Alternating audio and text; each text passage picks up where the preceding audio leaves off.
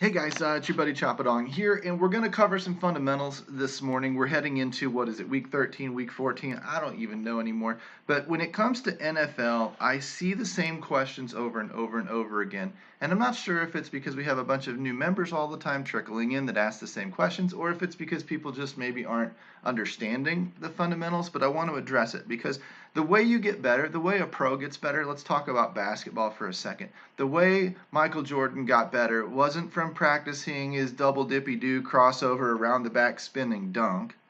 That was a law of diminishing returns. He doesn't get that opportunity to do that very often, so he doesn't need to practice it that often. He practices his free throws. He practices his set shots. He practices his fadeaway. He practices his freaking layups and dunks. Why? Fundamentals, fundamentals, fundamentals. That's what we should be spending 80% of our time practicing or working on. And what are your fundamentals in DFS, NFL? Cash games. And I hear these questions a lot with, what players do I play? Do I play this player or that player? Guys, it's not hard. You're overthinking it. You're trying to be too perfect. That's the beauty of a cash game. You only have to get into the top half of the contest. You don't have to be perfect. In fact, trying to be perfect is like going up for that big vice slam a jam a dunk and clanking it off the rim. What happens when you slink back over to the bench? Your coach is pissed at you because you took unnecessary risk and you put yourself, your game, and your team in jeopardy of losing. This is no different. Practice your layups, practice your free throws, take the safe, consistent play, the easy opportunity, and book it, Dano. Move on. Because you only have to get into the top 50%. You don't have to get in the top 10, top 5, top 1% to start making the coin. How do we identify those players, though? Because that's the real question. You're going to get those players by looking for consistent and safe plays. And I'll show you two ways to do it. Number one, you can spot the matchups really easily. You can use anything you want while you're waiting for our research station to populate for the week or whatever. I would go to the Vegas Insider, whatever, and I'm starting to look for home, favored, implied to score a lot of points. That's the team total, the spread, and the bottom team's the home team. So if I'm looking at the main slate, 12-13, Detroit, not favored. They're at home. Green Bay's on the road. They're favored pretty heavily, but it's not implied to score a bunch of points. So that doesn't necessarily mean I want Aaron Rodgers or Aaron Jones in a committee or whatever else, right? I don't need to look at that game too heavily. There's going to be a better spot. This is going to be a GPP type of situation. Tennessee, yes, Jacksonville's weak against the run, but 9.5-point favorites on the road, implied to score points. They've got 2 out of the 3 boxes checked, so that's good. Maybe it's a Derrick Henry week. Let's look for a better spot. Dallas on the road. That's a crappy situation. We already know that. Arizona, New York Giants on the road. Favored on the lot of road favorites this week. There's a home favorite in Carolina. I don't know that I'm going to take Mike Davis, right? If Christian McCaffrey was back, that'd be a great spot for him. Tampa Bay, I don't know if I want to mess with the Ronald Jones or Leonard Fournette type situation. Minnesota, I don't know, on the road, not even favored, not really a Dalvin Cook type of game probably. This is first look stuff, okay? I'm just looking to cherry pick the easy spots. Miami and Kansas City on the road. Favored on the road again. There's one. Seattle at home. If Chris Carson's healthy, there's a spot. Implied to score some points. Not a ton. How do you do the math here really quick? 47 divided by 2 gets you half of the spread. 47 divided by 2. And now we add in half the spread, which was 15 at 7.5. Damn. Plus 7.5. It's 31 points for Seattle. Take away the full 15-point spread, and it's an implied point total of 16 for the New York Jets. Your best spot on the slate so far is Chris Carson and the Seattle defense. It's already spotted. Come down here a little bit more, and you've got New Orleans at home is favored on the road. Home, there's no running back in San Francisco that I know of. So we're going to have to take some chances. We only see one home favored running back that's implied to score points. And it's a little spooky. You've got a quarterback in Russell Wilson there too. He's going to be probably a relatively safe cash play compared to everybody else being on the road. Are there better talents out there? Yes, but they carry more risk because generally what leads to fantasy scoring consistently, home favored implied to score a ton of points. And that's what you're getting in Seattle. DK Metcalf on the table. Tyler Lockett maybe on the table. These guys, that's the offense you're going to be, one of the offenses you're going to be largely focused on. Okay, because of the situation. The rest of the stuff's going to be a little bit of a crapshoot, but let's go ahead and pick a couple that might be the next rung down the ladder in terms of safety.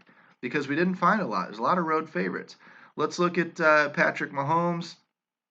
Let's look at Russell Wilson. Isn't going to be impressive, but let's throw in Aaron Rodgers, okay? And we'll look at quarterbacks in this scenario. I'll go into the research lab over at dfsarmy.com, and I'm going to open up the navigation bar, and I'm going to go to fantasy point scoring because I just want the bottom line, Chico. FanDuel, DraftKings, don't matter. Pick one. Quarterback, fine. Give me Patty Mahomes. Hold down the control key, click on Russell Wilson, and click on Aaron Rodgers. And now what I'm looking at is their fantasy points scored over the season, right? And I can see already Aaron Rodgers has a down week. If I click the other two off, that's the only real down week that he has. Everything else is over 20 points. In often cases up into the 30s. Is that a cash safe quarterback? Yeah, it's not up and down all willy-nilly all over the place. He's consistent. He's consistently between, say, 22, 23 points and 30 points. He's dependable this year. Great cash game play most of the time. I'd prefer to see him at home. I'd prefer to see him implied to score a lot of points. I think I'm going to get the implied to score points, and I think I'm going to get the favored part, but he's not at home. Hey, if he's on the road, it's just road teams just don't play as well typically. Okay, it doesn't mean he's not on the table. It means we're going to look for a better situation first. So let's look at Russell Wilson because he's in the best situation. And look at him; he's all over the damn place. GPP quarterback. He was great early in the year, and then that's not sustainable. Now he's down where he probably should be. But this, you can't have 12 and 14 points out of a cash game quarterback. Wrong answer. He's got the ceiling. We love that. But he ain't got a floor. So if he doesn't have a floor and if he scores 14 points, he puts your lineup in a bad spot when you only need to reach the top half. If I was playing a tournament, I don't care about his floor because I want his ceiling. That's the only thing that's going to win for me is if he has a monster game. But in a cash game, I can win money without a monster game. So I need to make sure that his non-monster game isn't so bad that it wrecks me. So you can very easily go clicking through these quarterbacks. Patrick Mahomes, up, down, up, down, up, down, up, down. Yeah, it's great. He's got a pretty hard floor at 20, and he's got a ceiling of 40, and that's great. And only one bad game of 12. So yeah, it looks a lot like a Aaron Rodgers type. But when you pay that much for a quarterback, you don't necessarily want the wild swings between 20 and 40. You want a little bit more dependability. I'm not saying he's not a cash type of quarterback. I'm just saying he's not super, super consistent. He's going to get you 20 points, and if that's fine at 9K. Russell Wilson, we already talked about him. Down here is going to kill you in cash games. So that's a hard one to put your faith in this week, and you'll probably hear some people do it because the situation that he's in is phenomenal. Implied to score 30 damn points. That's 4 touchdowns. They're not going to run them all in, right? But you've got the big lead late. Maybe they shut down the passing game. He's been bad recently. Who knows? There's question marks. I don't want question marks. I look at a Justin Herbert, and I see, again, 20 points, 21, 19, a good hard floor of 20 points, and a ceiling up here in this, upper 30s, maybe 30, 32, somewhere in there, where he's not often going to score over 32 points, but he does some. I look at Josh Allen, and he was down recently, and then he spikes and has a good week and a good week, and then this one doesn't have week 13 loaded in, but 13 was up again. So maybe he's past this. I don't know, but I don't like seeing this. I can kick over and I can do running backs the exact same way in this research lab. Christian, let's look at Dalvin Cook. And we see 11 points, 15 points. That's not good for that $10,000 salary. You need better than this. So he's probably not necessarily cash safe. I look at a Derrick Henry, and he didn't do so well. Well, this one was 2 weeks ago. He had a bad week last week, but he's had some bad weeks. You're looking for guys that if they are expensive, you don't want those bad weeks. If they're not expensive, you can handle some of those bad weeks because you're not spending much salary on it and you can move on as long as you get the good week out of somebody else. But who else would we be looking at? James Robinson, probably not favored. He gets the workload. He's okay. This is okay if the salary's there. The salary needs to be what, about 8K or under, and that's probably okay. You can handle that floor. Aaron Jones, Lord knows. Nick Chubb in a committee with Kareem Hunt. Antonio Gibson gets a lot of the work. Relatively consistent too. Is he home though? Is he favored though? Those answers are no. You're going to probably get one of these games down here more often than you're going to get this one.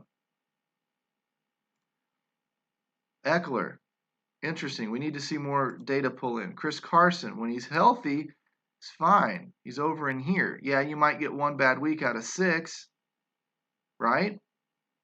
Jacobs, Ezekiel Elliott, Mostert, which we talked about last night. But look, you can't play that in cash. Kareem Hunt, Clyde Edwards-Helaire. I mean, if he's 6K, but if he's 7K, that's not good. Connors, Miles Sanders, Ronald Jones. Yeah, great tournament play, bad cash play. Up and down and up and down and up and down. So what I'm trying to get to when you're looking for these cash types of plays is you want the consistency, you want the safety, you want the guys that have the floor, and you want the floor to be high. Taking risk on these players that can dud out on you is not good for a cash gameplay. So when you hear, is he cash safe this week? You can go look in his game logs and determine that for yourself. You guys, you don't need the coaches as much as you think you do. The coaches are great to bounce ideas off of, to talk to help you learn these things, these fundamentals. But when it comes down to getting on the same page for the most part, you don't need them anymore. We've got the tools. Learn how to use them. We've got the graphics. We've got the numbers. Learn how to use them. What is a cash game?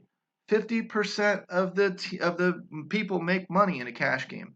Yeah, you could call a triple up a cash game. So a third, half to a third of the people make money in it. So you don't need to take crazy risk. Once again, I just go up and dunk the ball. I don't need to go up and go around the back and under the leg and, windmill Dominique Wilkins the thing down.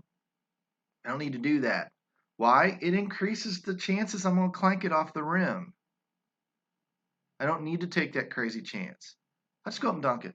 Standard 2-hand jam. Done. Crowd gets crazy and we go wild and everybody's happy because I took the safe route. And when it comes to cash games, take the safe route. If you go into your contest and you look at the lineups and you're going back through a lineup review and you're looking at things like your opponents, and you see a guy who last week used a crazy quarterback or a crazy receiver or crazy running back and he beats you, fine. Be my guest. I'll buy you your next beer. But I'm writing your name down and I'm going to come find you next week and the next week and the next week and I was going to kick your ass. Because you don't have the fundamentals down. You're taking stupid risks by rostering risky players. Eventually it's going to burn you. And when it burns you, I'll be sitting over there with my pocket open saying, dump it in, homeboy, dump it in. And I'm going to do that far more times than I'm not. Because I'm going to roster the consistent, safe play. Set my lineup at a high floor of 125, 130 points. And I'm going to sit back and let you trip all over yourself. And when I catch you, I'm going to write your name down. I'm going to hunt you down like a dog. And I'm going to kick your ass week in and week out, week in and week out, take your money and make you have to go redeposit so you can give me more. That's what cash games are. They're fundamental. Learn the fundamentals, get better at this game. Save your risk for your tournaments and play fundamentally safe in the cash games. If you've got more questions, hit me up in the beginner's room. We'll talk about it all damn week. But this has to get out there because I see the same questions over and over and over again. And it's just not that hard, guys. Talk to you soon.